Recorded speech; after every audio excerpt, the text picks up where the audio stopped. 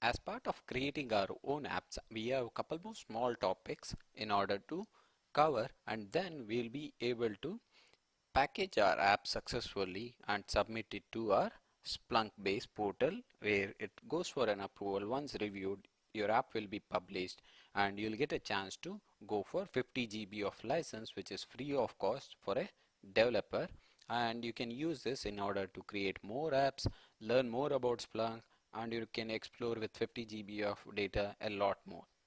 So in order to finish our chapter about how to create an app, we need to understand changing default colors, which we have already seen.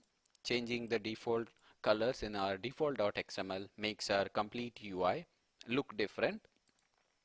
And also we can add new colors to the dashboard or apps by editing default.xml.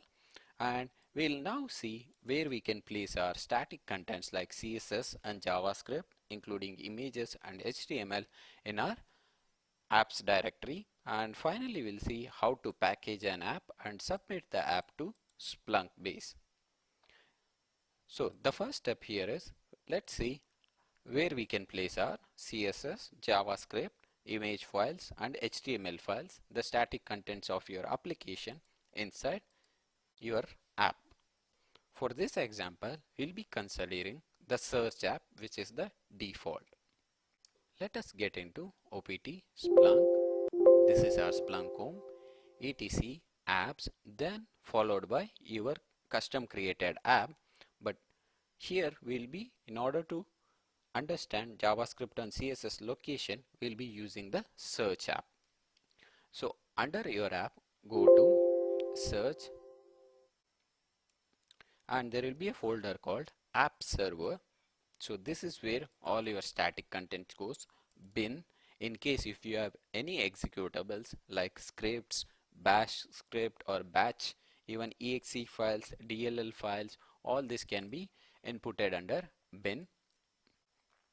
The app servers holds some of the important files for running this application, and also there is static, where you will be uploading all your static contents,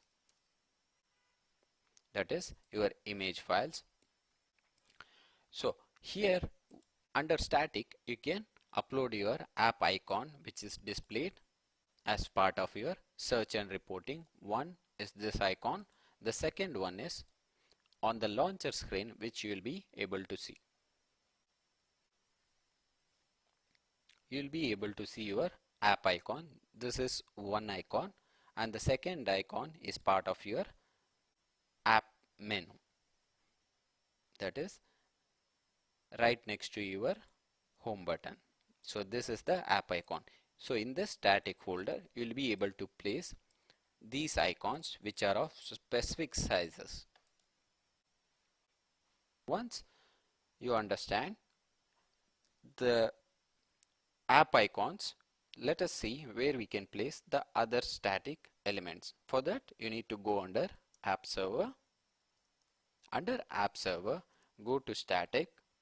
So here you will be able to see all the static elements of your app, including CSS, HTML, app logos, and any other images that are as part of your application. So make sure all your static elements goes under app server static folder.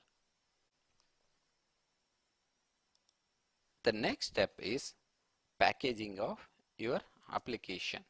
In order to package your application, you can use any archiving software like WinRAR, WinZip or 7-zip, and you can select the package that you have developed, and make sure before packaging all your configuration is placed under default, so that since you are a developer, your source will not be modified and it will be used by the other Splunk community member, so that they can change their configuration under local and they don't mess up with your default configuration.